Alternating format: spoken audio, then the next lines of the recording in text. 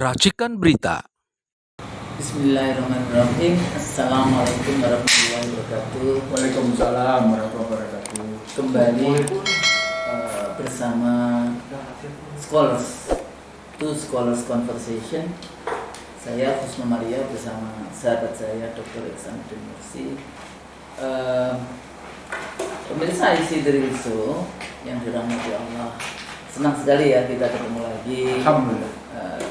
Masih bisa gitu membagi apa yang ada di kepala kita, di kolbu kita, tidak cuma di kepala tapi juga di kolbu kita bersama kawan-kawan.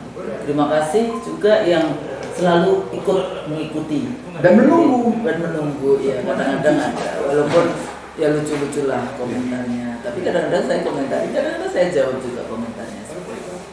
Ini conversation dua sekolah. Kita berterima kasih nih, hari ini kita punya banyak sekali nih pejuang YouTuber, pejuang pendakwah, ya, masya Allah. Nggak ada di belakangnya bandar-bandar ini ya. Oh, sama sekali nggak ada.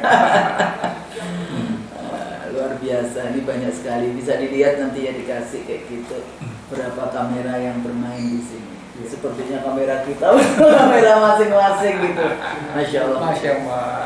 Bang Nursi, Ya. kalau kita perhatikan beberapa waktu ini sebetulnya sudah cukup banyak juga yang membahas gitu ya, terutama pidato Presiden di acara ulang tahun Gerindra. Tapi yang di situ juga ada pidato mantan Presiden ya, atau Presiden 10 Presiden ke-7 tapi 10 tahun gitu ya, 2 periode sebelumnya.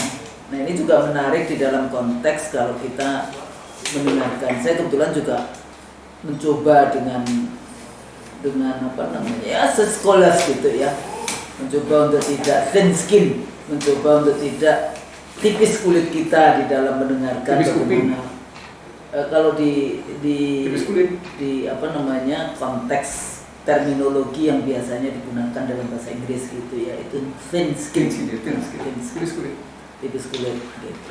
Tapi persoalannya jangan sampai juga rai gedek. Kalau orang Jawa bilangnya rai gedek, nggak punya malu kayak gitu ya. Gedek, tahu nggak ya, gedek itu tembok yang dari bambu, itu namanya gedek. Nah, kalau kita perhatikan sebetulnya ada beberapa poin yang bisa kita bahas di dalam konteks itu. Pertama, dikatakan demokrasi. Cuma kadang-kadang ini dialognya dengan siapa? Kalau saya sih it's not fit with me, fit in dengan pikiran saya. Emang gue pikirin kayak gitu kan? Dan ini tidak berlaku hanya berlaku kepada pidato pejabat, pidato yang berkuasa, tapi pada siapa saja gitu. Misalnya dengan scholars yang ada, akademisi dan sebagainya, it's not fit in dengan saya, ya udah kita jalan aja. Bukan berarti kita tidak mau mendengarkan, enggak, kita bukan yang sumumbuk umyuk kayak gitu kan. Tapi kita tetap gitu ya, membaca bagaimana apa yang terjadi. Di dalam pidato itu satu isu tentang demokrasi. Menarik ini. Indonesia harus punya demokrasi yang khas. Yang seperti apa? Karena itu sebenarnya di ICD itu kan dari kapan-kapan kita selalu menantang. Iya. Mari kita bikin apa itu demokrasi yang Pancasila. Iya. Yang di situ ada sila pertamanya ketuhanan yang maha esa kayak gitu kan. Kita selalu kan posisinya teosentrisnya kan kuat di dalam konteks ini. Itu satu. Kalau kita bicara demokrasi barat, demokrasi memang bentukan dari pengalaman barat kayak gitu di dalam konteks itu. Nah, bagaimana kita mengadopsi, dan seringkali dianggap kalau demokrasi itu atau konsep-konsep barat itu dianggap universal. Padahal yang universal dan prima. Padahal universal satu, Al-Quran. Yang itu universal ya, ayuhan nas kayak gitu ya, kan. Ya amanu kan yang ini, tapi nas itu artinya untuk semua manusia kan di dalam konteks itu. Ya cuma Al-Quran, di luar itu nggak ada yang universal. Sehingga konsep negara, konsep demokrasi, konsep-konsep di dalam kita parlemen, sosial, ekonomi dan sebagainya, model demokrasi aja.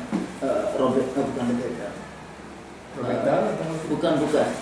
Satunya lagi David Hale itu dia punya 10 model demokrasi gitu ya. Tapi kalau kita lihat sendiri demokrasi, paling enggak kalau Anda bicara bahwa Anda berangkat dari pemilu itu demokratis, Maka satu di dalam kompetisi itu ini Linz Lipset Larry Diamond. Oh, bisa. Dilarang menggunakan kekerasan, excluding the use of force. Ya, jadi dalam kompetisi itu harus kompetisi yang adil. Against torture. Against torture. Yang kedua full participation, partisipasi penuh. Di sini saya biasanya selalu gunakan. Bukan full mobilization. Maksudnya itu, ya jadi partisipasi tentunya dengan kesadaran. Walaupun ya saya orang yang tidak setuju, bukan tidak setuju dari sejak dulu. Itu seringkali ya KPU gitu ya dengan gagahnya kita harus mengajarkan rakyat memilih dengan rasional gitu. Iya. Memang di Prancis rasional 93% terpilih kembali. Memang di Australia rasional enggak, swing votersnya itu cuma 45%. Perpindahan rezim itu cuma 45% di Australia, itu yang disebut swing voters. Artinya apa? True believers, yang itu mau kucing pun ditaruh di caleg caleg yang di partai buruh kayak atau partai itu ya tetap menang di dalam konteks itu, yang disebut, makanya disebut true believers, itu the safest seat gitu ya. Jadi kursi-kursi yang aman. Nah, di Indonesia kita itu seperti lebih yang sering kali kita diskusikan di IC dan ISO itu kan, kita sepertinya negara kita ini bukan Pancasila kan. Kita kan negara liberal yang seliberal. Dan memang sudah meninggalkan Pancasila. Meninggalkan. Dan yang ketiga adalah civil and political liberties. Jadi freedom of expression, freedom of speech, kebebasan membentuk organisasi, berserikat dan sebagainya seperti itu. Freedom of pers ya, yang seperti itu. Nah, kalau kita pahami dengan menggunakan ya alat di dalam konteks isoanalisa atau pemahaman kita terhadap demokrasi Barat yang ada gitu, variabel dan sebagainya. Nah, kita lihat gitu, membaca mendengarkan atau membaca pidato dari presiden itu kan menarik gitu. Pilihan diksi, komunikasi politiknya, substansinya itu bisa masing-masing. Ada yang pembela tentu saja mengatakan, oh iya dia mengatakan hidup, bla bla bla. Itu kadang-kadang saya malas menyebut nama presiden yang sebelumnya itu gitu, hidup gitu.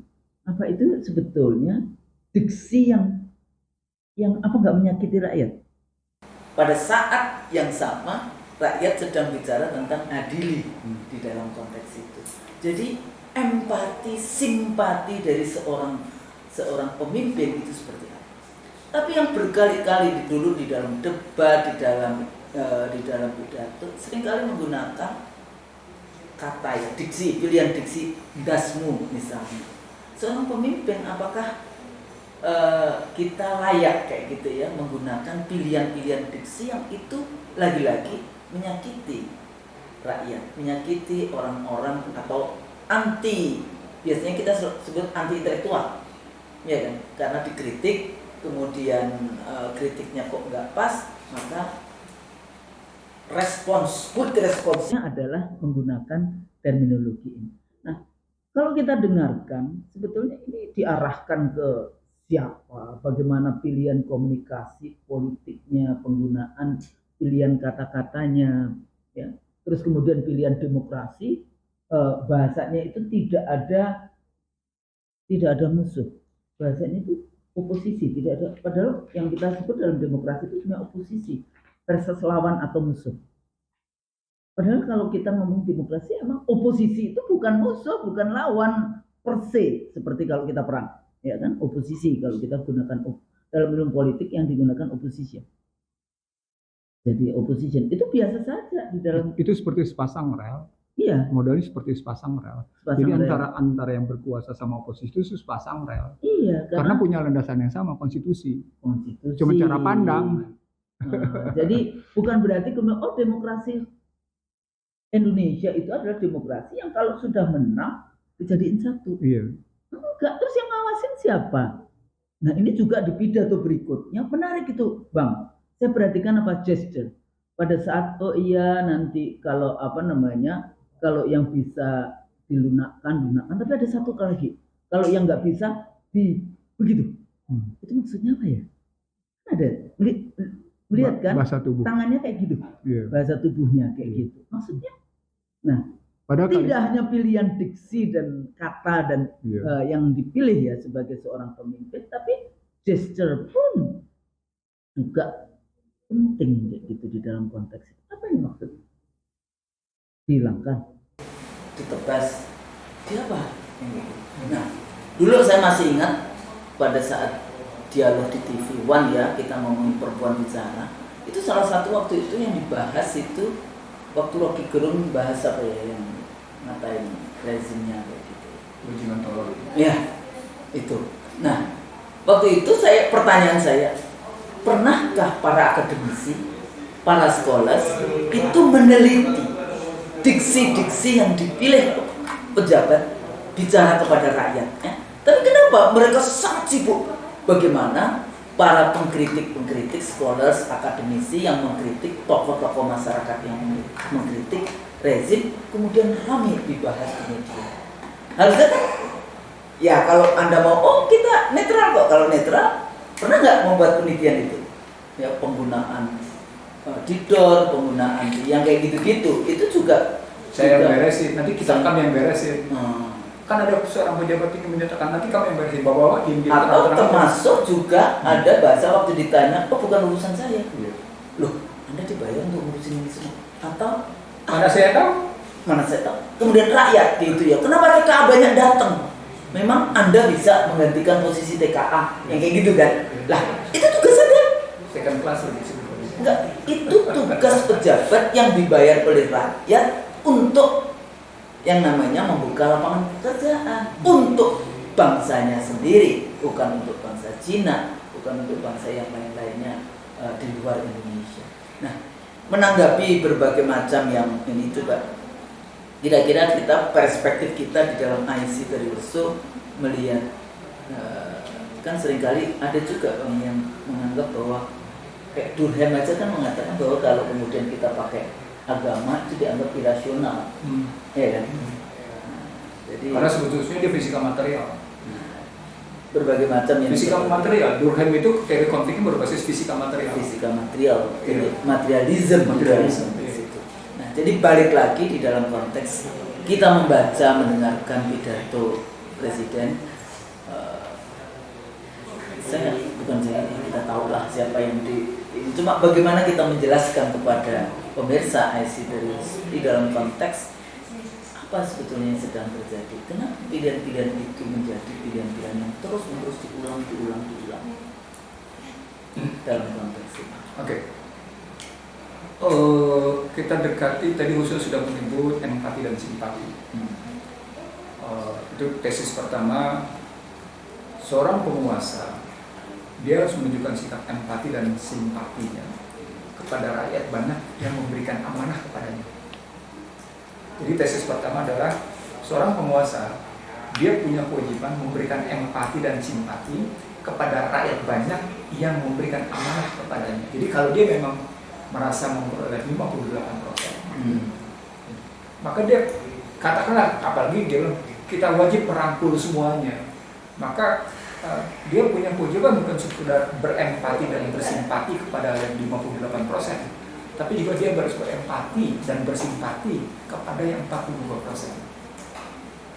Kita kata kunci. Apa itu empati dan simpati? Empati dan simpati itu bagian dari proses interaksi sosial politik yang sehat, Bos.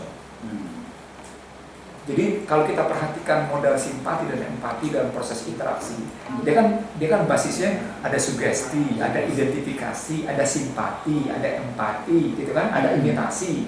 Nah, simpati empati itu bagian dari proses interaksi sehingga interaksi ini berjalan sehat. Dari sana, ketika muncul kata-kata hidup Jokowi, ketika menyatakan endasmu, maka yang terjadi bukan empati dan simpati. Maka yang terjadi adalah sebuah model di mana kita mendapatkan satu sikap. Di sini ada 3 kata kunci keras di sini. Kata kunci kerasnya pertama, seakan tidak peduli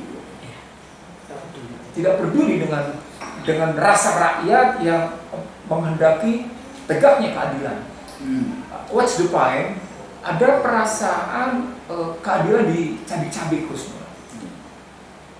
Nah, ketika sampai pada perasaan keadilan dicabik-cabik, maka pertanyaannya, ini keadilan apa nih? Keadilan politik, keadilan hukum, keadilan ekonomi. Mari kita bahas sekarang. Dalam konstruksi keadilan ekonomi, kasus PIK adalah ketidakadilan. Kasus PIK adalah ketidakadilan. Kasus jatuhnya nilai tukar selama yang namanya Prabowo dilantik sampai dengan posisi per tanggal ini sudah 16.000 lebih tetap dalam tingkat harga saham gabungan tetap di bawah 7.000, itu menunjukkan bahwa ada ketidakadilan di situ, ada ketidakpercayaan. Jadi low trust, ada distrust di situ. Nah, berikutnya juga bisa kelihatan dengan kejatuhan kelas menengah sampai 9,8, saya boleh tadi 10 juta. Yang menarik PHK. Ya, yang ramai ini. PHK merebak di mana-mana. Ini sebenarnya sudah saya sejak Prabowo dilantik sampai dengan sekarang itu saya menyebut ada 7 kelemahan mendasar di bidang perekonomian gitu dalam cara masuk di berbagai kalangan gitu ya. Dan itu sih. Jadi kalau kita lihat tadi Purchasing Manager Index tidak membaik, PHK merebak, begitu, nilai tukar jatuh, kelas menengah jatuh, gitu ya. Lalu kemudian biaya impor tinggi, hutang yang menggurau sampai 8.680 triliun di posisinya, dan seterusnya kita tahu bahwa yang namanya terjadi inflasi rendah, tapi kemudian tidak terjadi penguatan daya beli sehingga Gini rasio tetap bertengger di 0,382 tapi pihak dan dinyatakan 0,44 gitu ya. Dan seterusnya kita bisa lihat lebih tingkat ketimpangan dibuktinya adalah likuiditas kering. Di masyarakat itu likuiditas kering sampai akhirnya perbankan juga merasa likuiditas susah. Selalu kan dikatakan termasuk di dalam bidotanya ada uangnya waktu bicara tentang makan gratis gitu ya. Nah, pada saat yang sama ketika Anda bilang endasmu, Anda tidak sadar bahwa segala sumber yang Anda gunakan sekarang itu sumbernya adalah sumber dari rakyat. Sumber kekuasaan Anda dapat dari rakyat. Sumber ekonomi Anda dapat dari rakyat. Ya. Sumber sosiologinya, sumber sosialnya, social trust dari rakyat. Itu kan sumber hukumnya Anda peroleh berdasarkan konstitusi. Jadi kan nggak bisa kalau Anda kemudian berteriak-teriak hidup Joko Widodo dengan endasmu. Jadi dalam perspektif empati simpati saja, Anda sedang melawan modal itu, Anda sedang menunjukkan ketidakpedulian pada 7 problem perekonomian.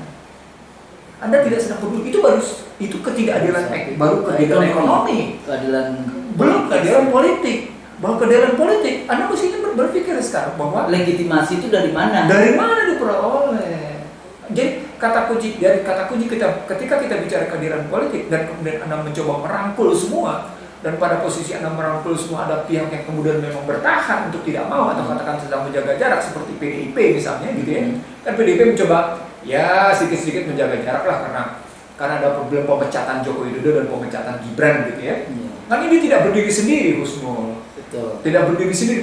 Jadi tidak ada variabel tunggal, istilah kita tidak ada variabel tunggal dalam melihat kasus seperti ini. Maka ketika kita bilang ketidakadilan politik muncul, itu adalah ketidakadilan kekuasaan.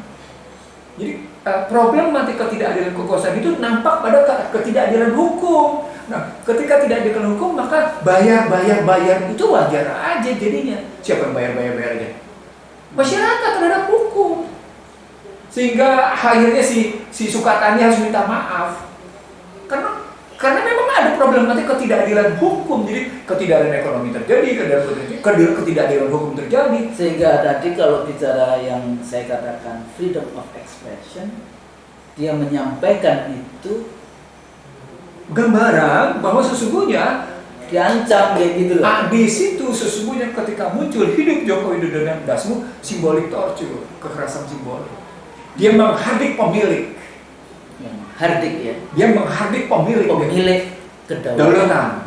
Kayak gitu. Jadi pemilik itu pemilik kedaulatan itu. Jadi ada problematik besar empati simpati dan ketidakpedulian itu menunjukkan sebuah sikap penghardikan, dan ketika penghardikan itu kita tarik sumbernya tadi dia bukan cuma sekedar nir etik. Dia bukan sekedar nir moral.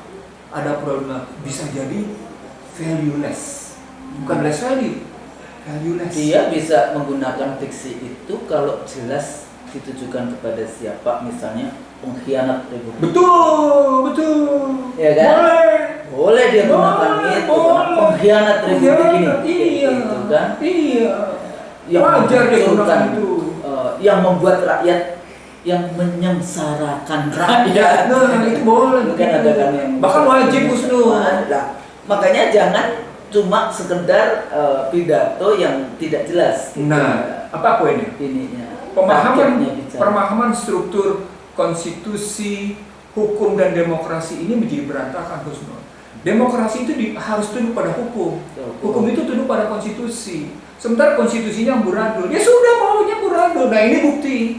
Halo Joko Widodo, hidup Joko Widodo dan endasmu itu bukti konstitusi kita amburadul. Kan strukturnya tidak bergeser. Iya. Dimanapun secara, kalau kita udah pakai istilah universal, konstitusi, hukum, demokrasi, Al-Quran, kebijakan penguasa, lalu tindakan penguasanya. Itu strukturnya begitu kalau mau diambil begitu. Kalau kita mau ambil pada umumnya, ada konstitusinya sebagai sebuah perjanjian suci, kan perjanjian suci dia. Lalu kemudian ada normanya. Ya, kemudian ada hukum dan ada tindakan penguasanya. Nah, kalau kemudian Anda langsung ngambil dalam perspektif demokrasi dengan model tadi, hidup Jokowi dan dasmu, maka Anda tidak paham bahwa Anda sedang menabrak di atas. Dan yang paling tinggi ya konstitusi. Konstitusi, Anda sedang menabrak. Dalam perspektif itu, kita bahas yang di dalam konteks pasal-pasal yang bicara tentang pengkhianat di dalam konteks itu pasal 6 ayat tidak akan tercela. Oh iya, tidak akan tercela. Pasal 8. Pasal 8. Jadi tidak akan tercela gitu ya. Nah, sekarang kan bisa dibagi kalau khusus sampai bicara tentang tidak akan tercela. Siapa yang sesungguhnya tercela kalau begitu? Kan pertanyaan begitu, siapa yang sesungguhnya tercela ketika Anda tidak lagi tidak karena memang sebenarnya nilai etik sih, nilai moral. Jadi akibatnya juga memang nilai moral, nilai etik. Dan itu berangkat dari memang persoalan partai politik kita di Indonesia, rekrutmen pejabatnya, ya, kemampuan pilihan-pilihan, jadi indikator-indikator, value-nya itu di mana? Kalau kita bicara tentang konstitusi, agama itu value-nya itu apa? Sehingga mereka nggak peduli dengan value, sehingga tidak ada konsistensi. Kalau kita di Islam kan kadang-kadang kita diajarkan ya, kalau kita beriman itu kita percaya dengan qaul kita dan kita nyatakan dan kita tindakan, dan ini tiga-tiganya harus konsisten. Nah, kalau kita bicara value, kalau Anda memiliki value taat kepada jujur, taat kepada konstitusi, pada saat apakah pidato, apakah pengambilan kebijakan, itu akan, ini saya melanggar value kita nggak? Value saya tegak nggak? Misalnya keadilan nggak ini? Di dalam konteks itu. Di sini letaknya yang tadi ya, mungkin ini tidak kasus presiden saja, tapi sebetulnya apa yang terjadi di partai politik dan di semua institusinya sampai tingkat. Artinya sesungguhnya tatanan sosial politik kita sudah amburadul. Jadi itu yang saya bilang selamat datang di negeri yang amburadul, buku saya 2008. It works how many years ago? Ya, jadi 17 tahun lalu. Itu buku saya selamat datang di negeri yang amburadul, kita belum merdeka. Tadi, karena problematik tadi. Ya konstitusinya amburadul, ya hukumnya amburadul, maka demokrasinya amburadul, maka perilaku pejabatnya pun amburadul. Gitu melihatnya akhirnya. Semuanya serba amburadul. Misalnya kita waktu itu mengkritik pada saat pemilu itu, mengkritik setelah pemilu juga. Bahkan kita bicara cawe-cawe juga dimasukkan kepada kategori dasmu tadi ya. Kita bicara bagaimana cawe-cawe yang dilakukan oleh rezim gitu ya, penggunaan aparatus negara, penggunaan dana APBN Bansos, penggunaan 277 PLT kepala daerah dan seterusnya di dalam konteks itu. Dan ternyata diakui bahwa kemenangan di dalam pidato ini juga akui sendiri loh ya. Pidatonya kan menyatakan kemenangannya karena dukungan Presiden Joko Widodo. Kan kita dulu kan ya ini dukungan kayak gitu-gitu kan maksudnya. Tapi statement itu jadi explicitly dinyatakan. Artinya sesungguhnya MK 90 membuktikan memang ada cawe-cawe. Iya kan ada kan? Itu kan. Berarti begitu gitu ya. Terus penggunaan bansos berarti ada pembuktian itu berikutnya. Lalu berikutnya soal penggunaan aparatus negara, birokrasi juga ada pembuktian. PLT, ya. Bukti di situ. Sampai 74 ribuan kepala desa Iya. yang dana desa dan sebagainya yang sekarang dipermasalahkan. Itu bagian dari fairness atau bagian dari kecurangan? Kalau saya kan kalau ngomongin curang nanti dilaporkan ke polisi. Jadi kalau saya prinsip pemilu itu adalah free and fair, bebas dan Ya maka pertanyaannya fair kan FNF, fair and fraudulent. brutal. Iya, jadi fair and fraudulent kan Prinsip gitu. pemilu kan kayak gitu, jujur. Iya. Kita ngomongnya jujur kayak gitu Iya, ya di iya. dalam konteks itu lah. Jadi ya. Terus di dalam konteks ini yang menarik adalah yang saya selalu bilang nih anti intelektualnya bagaimana? Nah itu yang saya maksud begini jadinya. Saya diejek sama beberapa teman. Terus terang aja saya diejek. Abang dindasmukan oleh itu kekuasaan gitu intelektual, abang diam abang begituin saya. Iya. Kalau kita sering kali lah. Cuma mereka ini karena nggak mau nonton I See The Real Show at least ya 160-an video. Monggo dilihat ya karena kita tidak ya kan kita nggak bisa ngomong di TV kalau nggak diundang. Iya. Emang kita bisa datang ke TV terus ngomong kan nggak bisa Iya. gitu ya. Kita juga nggak bisa kan misalnya bicara ya kalau di kampus memang kita punya kelas. Iya, iya. S1, S2, S3 diundang di kampus-kampus itu biasa saja. Iya. Tapi kalau diundang di ruang-ruang publik, media-media publik nih, tapi kan kita sekarang ada media sosial. Iya. Monggo silakan. Apa yang kita lakukan adalah sedikit Bagian dari kontribusi kita, ya, bagian dakwah kita. jadi bagian dari kontribusi yang tidak bermaksud apa-apa, tidak memberikan yang terbaik. Tujuannya itu. Untuk bangsa dan negara kayak gitu. Balik lagi Ustaz, Dan tambahin juga, Ya. nggak ada bandar. sudah ratusan video. Ada sih. Hah? Allah. Rezeki ada di tangan Allah. Oke, jadi balik lagi Ustaz, kalau kita tahu semuanya serba amburadul gitu, sosial amburadul. Itu kan artinya dia sudah setingkat di atas social distrust. Social distrust. Dia sudah naik ke social disorder. Social disorder, social distrust. Distrust dulu, Distrust, lalu disorder, disorder, Ya. disobedient, chaos. Chaos. Ujungnya. Dan sesungguhnya ketika Anda mau bicara tentang kondisi masyarakat sekarang, dia chaosnya sudah terserah. Dalam kondisi ini sesungguhnya sekarang sudah dalam posisi chaos terserah. Minimal dia tidak dalam perspektif chaos secara fisik material, Ya. tapi chaos dalam rasa, chaos dalam pikiran. Itu berbahaya, Husnul. Loh, katanya Anda tidak mau bikin bangsa ini terbelah. Ketika Anda bilang Alhamdulillah. loh, Anda sedang melakukan iya. Gimana coba? It's supposed not to deceive the people, tapi yang dilakukan adalah Deceive deceive. the people. Gimana ceritanya jadinya? Jadi saya terus terang balik ke dalam dialog-dialog kita Husnul ya. Ini orang sorry itu saya maaf ya. Izinkan saya minta maaf. Ini knowledgeable apa enggak sih? Kan gini, kadang-kadang yang kita sering kali bahas itu urusannya knowledgeable, tapi knowledge-nya itu cuma sekedar Casing. knowledge gitu, tapi nggak ada di dalam kolbu. Ya casing itu namanya. Knowledgeable casing. Bukan ulil albab, Bukan zikir dan fikir. bukan zikir dan pikir gitu itu. Nah, ini kan persoalan. Tapi makanya kadang-kadang kan kita bertanya gitu, kenapa ya di depan mata kita begitu banyaknya persoalan yang ini, kenapa kita nggak bisa melihat dengan jernih? Ya karena lagi-lagi kolbu kita. Nah, ketika hostnya sampai pada kolbu itu tidak ada didorongkan oleh keinginan luhur. Yang ada didorongkan keinginan diri, kelompok dan keluarga. Tapi bicara loh, Ya. bukan karena keluarga, bukan karena kelompok, tapi kan, nah ada yang enggak Mbak, itu kan sebetulnya cara orang Jawa di dalam apa? Orang Jawa yang mana? Oh, Husnul kan bukan Jawa Tengah. Bapak saya orang Solo, ibunya nenek saya itu orang Wonogiri, Solo, tapi saya bukan Solo juga, bukan Solo Bengawan Gelembung, Solo. bukan Solo Gelembung misalnya. Dari Babat itu pinggirnya Bengawan Solo, seberangnya pesantren Langit. Ini juga kadang-kadang diangkat dengan budaya, makanya karena kalau kenapa orang Jawa kan nerimo, tapi akhirnya amok. Nah, emang itu konsepnya di dalam konteks itu oke kita terima. Akhirnya amok massa, ngamuk di dalam konteks itu. Jadi tidak ada jembatan dari yang satu ke yang lain. Nah, menariknya Husnul ketika sampai pada amok massa, ini kan sumbunya sudah terbakar. Jadi sumbu amok massa itu sudah terbakar sejak lama.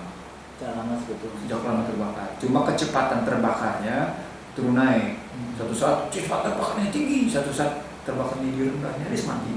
Tapi tidak pernah sungguh-sungguh mati. Enggak. Kenapa? Karena selalu ada persoalan ketidakadilan. Iya. Selama persoalan ketidakadilan itu Masih muncul, ada, selalu akan ada.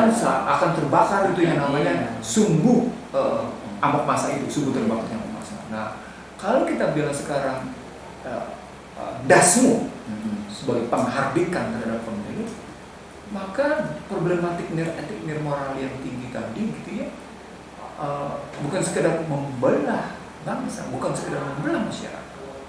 Dia sampai pada persoalan Justru menghancurkan value yang ditunjukkan. ini saya akan masuk ke dalam teorinya Bourdieu di sini. Symbolic torture itu memang rata-rata dilakukan oleh negara, khususnya. Iya kan, negara kan karena dalam konsepnya negara dia punya monopoli kekerasan. Ya. Jadi kekerasan simbolik itu dilakukan oleh negara dalam rangka para penguasanya mencapai keinginan-keinginannya, mencapai kepentingan-kepentingannya. Apakah kepentingan itu sifatnya kelompok, gitu ya? Apakah kepentingan itu sifatnya keluarga? Tapi minimal negara berhasil menjalankan kepentingannya melalui simbolik torture. Nah, biasanya di dalamnya ketika itu penindasan Opresi. penindasan opres itu tidak dirasakan sebagai opres, tapi dirasakan sebagai sebuah bentuk persuade, Ya. rayuan dia, Rayuan. dan bentuk rayuan. Nah ini dalam teori lebih lanjut dari teori yang saya bangun, gitu ya, dia melangkah lanjutannya adalah apa yang disebut dengan Stockholm Syndrome. Jadi dia bermula dari simbolik torture, berlanjut ke dalam Stockholm Syndrome. Tahap ketiga menjadi tahu apa maksudnya? Misleading simplification. Maka bisa kita saksikan masyarakat Indonesia menyukai, bahkan sudah menjadi bagian dari karakternya misleading simplification, mencari jalan pintas walaupun itu menyesatkan. Bisa lihat dong orang naik motor tanpa helm melawan arus. Suka-suka. Ya kan? Makanya kadang-kadang saya bilang kalau ada yang kayak gitu, saya cuma subhanallah. Tapi persoalannya mereka ini akan nyontek. Iya. Nyontek pemimpin. Iya pasti. Apa poinnya? Masyarakat yang melakukan misleading simplification itu, yang menyederhanakan tapi menyesatkan itu, pada hakikatnya mencontoh para pemimpinnya, para pejabatnya. Ini pemimpinnya. Bagaimana mereka melakukan memudahkan dengan menyesatkan. Contoh sederhana, Osno. Kalau kita saksikan rombongan pejabat di jalan raya dalam kondisi macet kayak gitu, itu misleading simplification. Itu dia bisa semena-mena. Atau apa yang terjadi sekarang dengan kepala desa siapa tuh yang di PIK 2 itu? Asim, paham. Nah, sebetulnya kasusnya kan dia itu sebenarnya cuma sebagai yang kita sebut sebagai mesin politik. Dia cuma orang yang didaya gunakan, sebagai mesin politik diperintah didaya gunakan. Lah, dia kan cuma nyontek dari atas. Atau dulu juga ada salah satu kabupaten di NTT itu bupatinya warga negara Amerika, menang pilkada. Waktu saya ditanya oleh wartawan, dia cuma nyontek. Presidennya juga mengangkat kok menteri atau wakil menteri. Waktu itu penasihat ekonomi Jack Ma? Warga negara Amerika, kalau yang kasus Archandra itu waktu itu. Iya. Oh itu saya masukkan dalam buku Bangsa Terbelah. Nah, itu kan juga presiden melakukan itu, sehingga kalau wilayah yang lebih rendah melakukan yang kayak gitu, itu kan nyontek. Ingar sosong tulodonya nggak ada yang di depan untuk memberikan contoh. Nah, itu makanya dalam sebuah ceramah saya di Jakarta, ketika menyangkut terbitan surat dukungan dari presiden kepada, sebutnya waktu itu bukan presiden, ketua umum Gerindra, kepada Ridwan Kamil, saya bilang itu bukti bahwa sesungguhnya tidak ada keteladanan dalam persoalan tidak adanya didorongkan oleh keinginan luhur. Jadi begitu hilangnya didorongkan oleh keinginan luhur, dia membuktikan dia bukan teladan. Dia bukan pemimpin semua kalangan. Apa poinnya? Politik pragmatis, politik praksisnya sudah dalam posisi misleading simplification. Nah, itulah dicontoh oleh masyarakat. Gitu. Itu contoh nyata itu. Gitu contohnya. Nah, begitu juga sekarang ketika yang namanya Mega, PDIP menerbitkan surat agar tidak ikut dalam posisi retret. Apa poinnya sesungguhnya di sini? Mereka akan mengatakan ini bukan pembangkangan, karena dia tidak dalam posisi yang namanya keharusan konstitusional. Dia tidak merupakan juga keharusan hukum tertulis. Tidak ada. Katanya ada aturan. Ya, aku sih belum baca tapi aturan. Paling aturan menteri. Poinnya adalah soal kebijakan yang dituangkan secara tertulis. Iya. Tapi ketika dia cari tentang keinginan mendasarnya, sesungguhnya dia berkaitan dengan etik saling menghormati antara penguasa. Nah, Mega dengan suratnya, PDIP dengan suratnya, itu membuktikan bahwa tidak ada lagi penghormatan terhadap pelaksanaan penyelenggaraan itu. Itu poinnya. Tidak etis memang. Tapi kenapa mereka bisa begitu? Karena Mega, PDIP juga diperlakukan secara tidak etis. Kenapa? Karena sebelumnya selama 10 tahun, PDIP pun tidak etis terhadap rakyat. Walaupun jargonnya adalah Wong cilik. Gitu melihatnya. Jadi putaran-putaran untuk tidak saling menegakkan etika, tidak saling menegakkan hukum dipertontonkan selama satu generasi ini, Husnul. Makanya kemudian kalau ada rakyatnya yang melakukan tindakan seperti itu, saya cuma ngomong ya itu karena mereka nyontek. Itu yang makanya tadi pendekatan saya interaksi. Ketika interaksi pendekatannya adalah sugesti yang tidak berempati, yang tidak bersimpati, yang tidak kemudian menunjukkan sebuah etik, maka gambarnya menjadi memang disorder, berantakan dia, amburadul. Masih ingat nggak yang kasus goblok kepada apa namanya jualan es? Oh iya, dari si Miftah itu. Iya, itu kan soal etik. Soal kalau Anda goblokin diri sendiri atau saling ini, mungkin aku goblok banget kayak gitu. Jadi konteks itu menjadi. Sekarang pertanyaannya menjadi begini, Maksudnya, mana lebih tidak etik, endasmu atau goblok? Endasmu. Itu yang saya bilang. Ketika kita itu kata-kata yang dulu kayaknya kalau saya memang diajarin bapak saya swearing apa itu nggak boleh. Jadi kayaknya kalau kita keluar kata-kata yang kayak gitu dari mulut kita, apalagi kepada orang yang lemah, rakyat, orang yang lemah, orang yang mestinya diperjuangkan yang kayak gitu. Dibela. Yang dibela, diperjuangkan. Ya kayaknya kok nggak tega. Ya, mungkin itu makanya saya bilang tadi ini simbolik torture. Betawi bilang endasmu itu palelo. Ya, palelo. Palelo. Tapi itu kan conversation orang Betawi.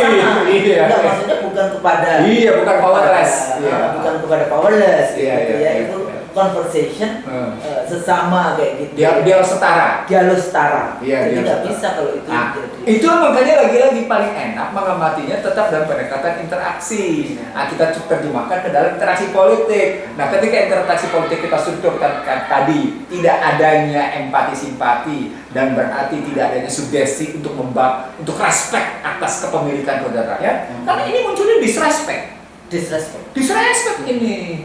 Jadi Disrespect sovereignty namanya ini. Gitu loh. Padahal yang memiliki sovereignty kedaulatan adalah rakyat. Iya. Yang memberikan amanah kepada Anda rakyat. Tahu-tahu Anda sudah terima amanah itu, terus kok kata-katain ini. Dasmu.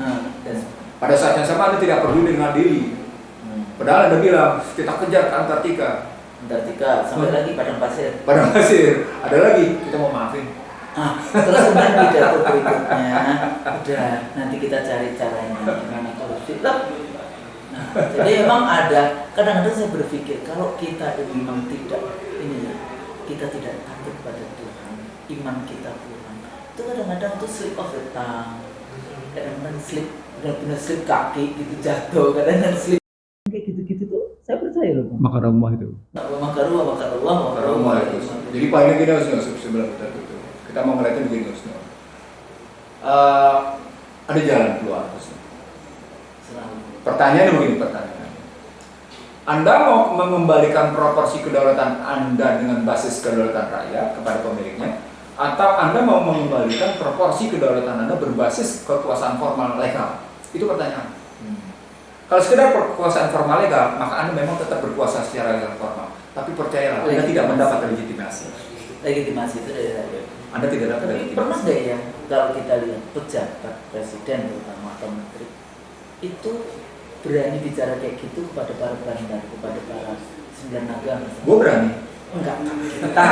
Maksudnya yang pejabat pada saat waktu itu saya pejabat juga Di KPU saya juga katakan kan, jangan sekali-kali Anda mengkhianati itu ya, memindah-mindahkan suara ya kayak gitu kan, karena kita membela suaranya rakyat, menjaga suara rakyat aman sampai di sana. Nah, maksudnya yang kita dengarkan dari menteri, dari presiden gitu. Ya terhadap, apalagi terhadap mereka yang punya uang gitu ya. Iya, maksudnya gitu. Yang sekarang duitnya sudah hampir mencapai 3.000 triliun gitu ya. 10 orang berkuasa di Indonesia, 10 oligarki itu duitnya sekitar 3.000 triliun. Artinya mendekati jumlah APBN. Itu yang artinya mereka setara. Ini menunjukkan kalau tesis negara dalam negara. Bukan. Tesis akademiknya corporate versus state. Tesis akademik corporate versus state. Ada yang diterjemahkan kalau dalam ekonomi disebutnya market versus state. Ya, Karena pendekatan pasar, mereka si market ini adalah korporasi. Kalau pakai korporasi versus negara. Betul. Jadi kalau pakai pendekatan sosiologi di sini market versus people sebenarnya. The people sesungguhnya begitu gitu. Nah, sekarang kalau kita balikin lagi ya, sudah dalam model begitu. Kita punya kesempatan, Mas. Saya kebetulan menyatakan pertama bahwa ini memang tidak punya keteladanan. Jadi berapa bulan berpuasa saya langsung tidak menunjukkan keteladanan. Tapi pada saatnya sama saya mengakui, saya menerima. Bisa saja orang itu hidup seperti dinamika statistik, up and down, turun naik ya, turun naik. Oke lah, ketika dia begitu kita akui bahwa dalam posisi manusia gitu kan. Kita masih berharap dia suatu saat up, dia naik statistik. Jadi kalau pakai statistik ritme grafik gitu ya, dia ada dalam posisi di titik nadir. Kemudian ada masukan-masukan positif. Atau karena dia percaya diri bahwa hasil surveinya 81, sekian persen.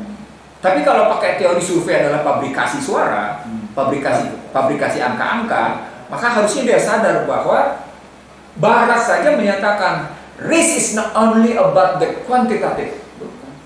Risiko itu tidak hanya bicara kuantitatif, bukan hanya angka. Gimana sih? Kualitatif.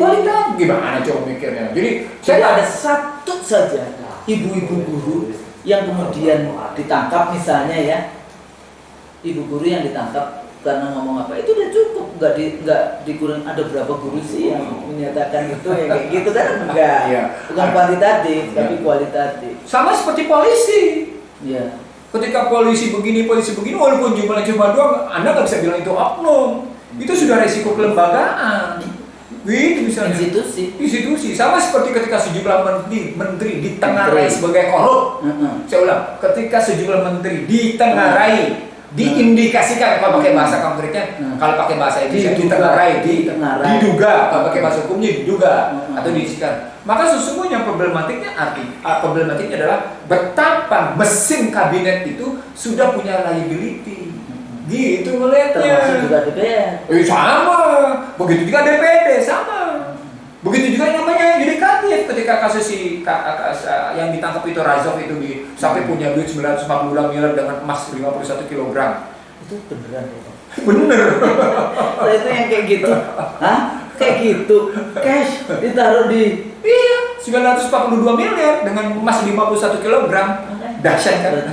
Batangan. Dahsyat. Terus habis itu kebakar ininya. Jadi pokoknya begitulah sistem. Ini bukan hanya bicara sisi hukum loh, gambaran Mahkamah Agung seperti itu, gambaran Mahkamah Konstitusi seperti itu, gambaran DPR dan DPD seperti itu, dan gambaran eksekutif seperti itu menggambarkan juga lembaga yang dulu saya ada di situ KPU. Itu gambaran betul-betul totally disorder. Totally disorder. Itu yang saya maksud bahwa kata-kata hardik ya, yang menghardik. Hidup Joko Widodo, anda semua itu totally disorder. Jadi hilangnya empati dan simpati terhadap pemilik menggambarkan bahwa memang Indonesia dalam posisi totally disorder. Sudah tidak ada keteraturan ya, taat kepada. Nggak ada, tergantung penguasa. Hukum adalah keputusan penguasa. Berlakulah di sini pembuktian tesis saya bahwa pasal 6 ayat 2 Undang-Undang Dasar 2002 adalah wujud I am the law, I am the king. Itu. Jadi pakai bahasa adalah saya. Iya. Ses bahasa Prancisnya. Ses de moi, gitu ya. Negara adalah saya gitu. Negara adalah saya. Nah, sekarang pertanyaan besarnya, kita mau nggak memperbaiki? Ya, salah satu ikhtiar kita, saya mau jadi dosen, ya diajak ke partai nggak mau, jadi pejabat nggak mau, karena saya dosen. Artinya kan kita punya tanggung jawab untuk mempersiapkan generasi berikutnya. Di kelas selain kita transfer of knowledge, kita bahas pengetahuan, saya selalu bicara adab. Mendahulukan dari sekedar logik rasional lagi. Itu kan, adab itu menjadi sangat penting karena kalau enggak ya akhlak kan ini. Anda mau pinter knowledge-nya tapi nggak punya akhlak, nggak punya adab, saya pakai ininya adab gitu ya, peradaban gitu. Ya untuk apa? Gitu. Nanti Anda jadi mahasiswa saya banyak, kadang-kadang mahasiswa banyak yang profesor di kampus itu. Mahasiswa saya udah mau di Unhas kayak mau di mana kayak, kemudian gubernur gitu ya, banyak. Menteri juga dulu ada, wakil menteri juga ada, anggota DPR banyak, DPRD banyak. Jadi artinya kalau kita tidak menyempatkan diri di dalam memberikan itu di ruang-ruang kelas, bagaimana kemudian hasilnya? Tapi persoalannya, Bang Nursi, kalau di ekonomi orang kan setiap tahun bisa investasi, 1 tahun langsung kelihatan hasilnya. Tapi kalau pendidikan kan 1 generasi. Nah, di sini letaknya kadang-kadang kita tidak sabar, politisi tidak sabar dengan proses-proses pendidikan. Makanya kemudian banyak nih politisi-politisi yang enggak, yang doktornya berapa bulan, berapa semester, ya kayak gitu-gitu kan, atau beli, atau siapa yang mengerjakan tesisnya, disertasinya, instant knowledge, label lagi tadi itu, jadi simbolik itu. Iya, simbolik culture. Jadi artinya apa? Sebagai ya sesuai dengan nomenklatur tugas kita kan. Kalau saya sebagai dosen ya, saya akan mengerjakan itu sesuai dengan amanah menjadi dosen itu seperti apa. Nanti kalau kawan-kawan yang di bisnis, jadi ada yang di political society, ada business society, ada civil society. Gimana posisinya? Okay. Nah, ketika itulah kita ingin mengatakan kuasa yang syarat dengan menjalankan amanah, dia berujung pada posisi mulia.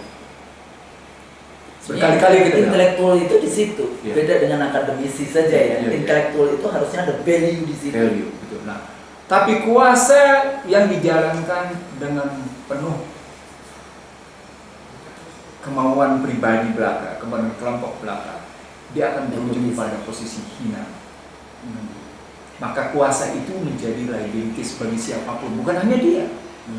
Ya negara juga jadi. Itu punya dampaknya menjadi dalam pergaulan internasional, di depan nampak seperti dia hormati, di belakang dicibir. Sama seperti penguasa di Indonesia, sama seperti banyak menteri dan para gubernur. Dihormati hanya Anda punya kekuasaan formal, di belakang masyarakat boleh bilang mencibir. Power balik lagi kalau tadi ya, power over. Power di dalam konteks ini memang relasi. Kalau relasinya itu jatuh ya dia bisa hilang itu. Jadi ada pepatah menarik ini, Musnul. Kuasa berbasis amanah, maka dia disanggah, bukan disanggah.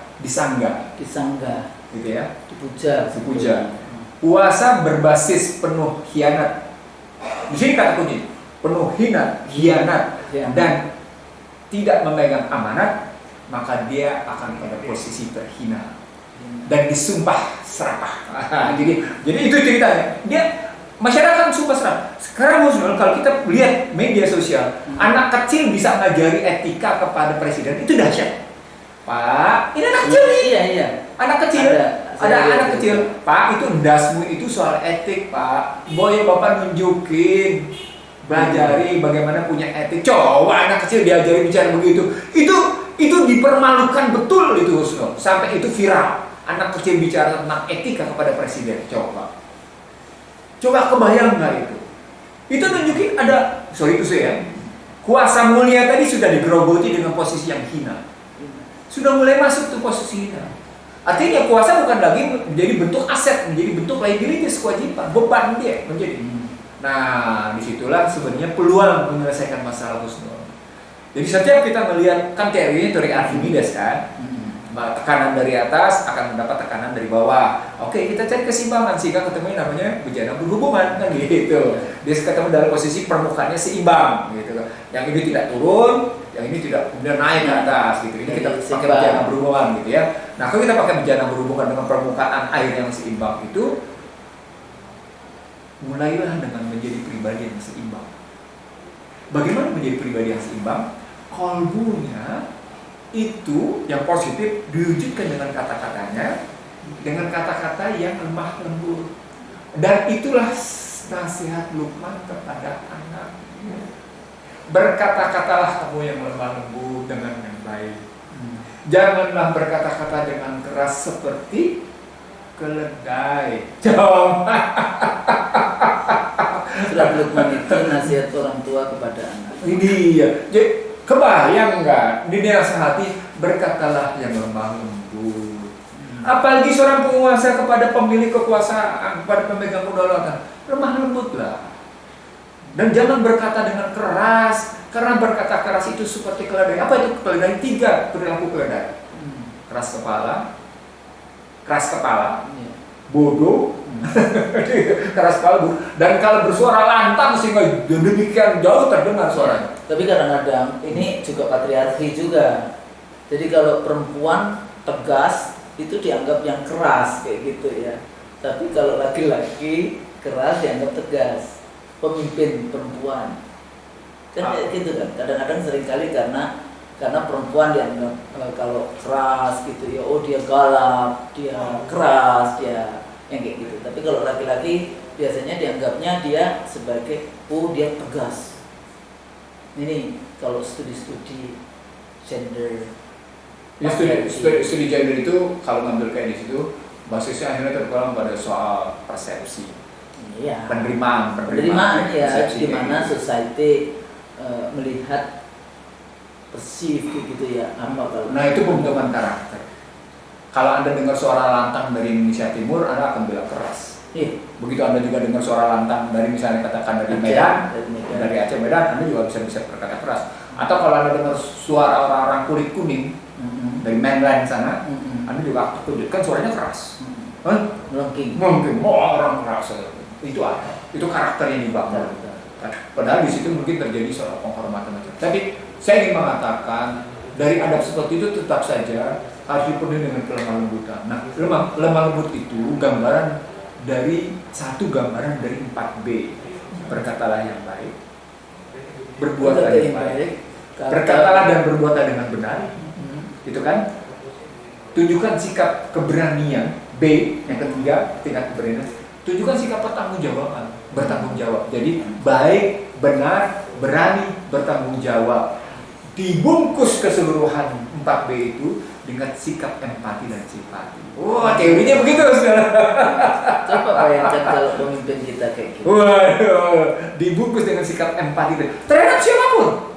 Maka Anda akan berdiri di atas semua golongan. Wah, itu dasar ujungnya di situ. Ujung itu maka Anda akan berdiri di atas semua golongan. Maka kata-kata saya akan merangkul semua karena saya Presiden Republik Indonesia. Nah, caranya begitu tadi. 4B Anda harus berbuat baik, benar, gitu kan, berani, bertanggung jawab, dibungkus, dikemas dengan empati dan simpati.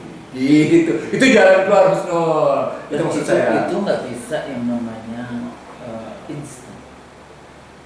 Itu adalah produk dari educationnya, produk dari partai politiknya, produk dari ya leadership itu kan nggak bisa instan. Sekarang dikasih tahu kan belum tentu bisa revolusi semua. Kalau yang bersangkutan melakukan revolusi bisa. Loh kan ada taubat. Oh iya. Taubat itu revolusi. Dan kita berdoa mendapatkan hidayah. Iya, kan ada taubat. Taubatan nasuha itu revolusi Husnul. Kita doakan kan taufik dan hidayah. Iya, billahi taufik wal hidayah. Iya. Makanya itu kan kalau kita berdoa, whatever umat Islam itu kadang-kadang saya bertanya juga, Pak Yai, kenapa kok kita itu selalu mendoakan pemimpin? Kita udah tahu pemimpinnya tidak ngurusin rakyatnya, tapi masih tetap di setiap hari Jumatan gitu ya, khatib itu selalu akan mendoakan para pemimpin untuk mendapatkan taufik dan hidayah. Doa itu sebenarnya menunjukkan bahwa seorang pemimpin itu wakil Allah di muka bumi.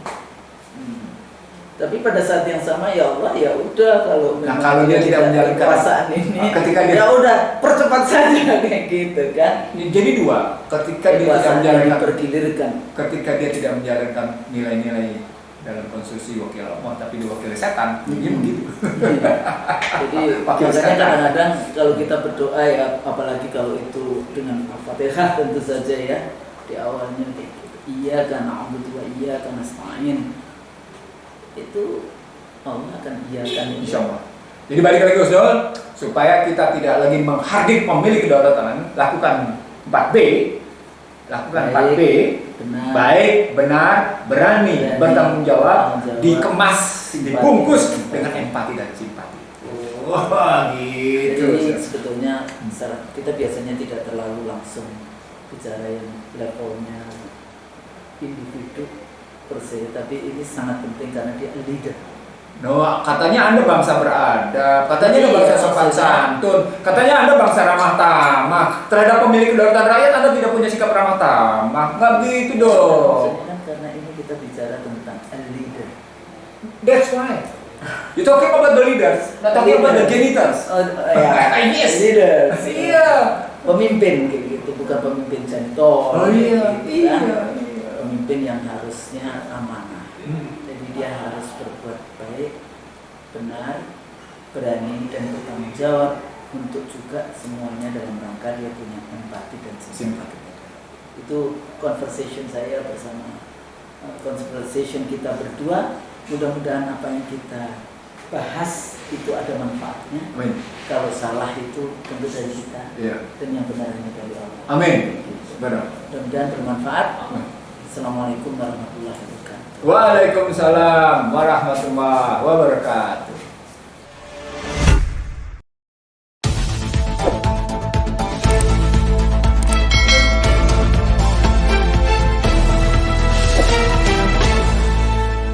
Racikan Berita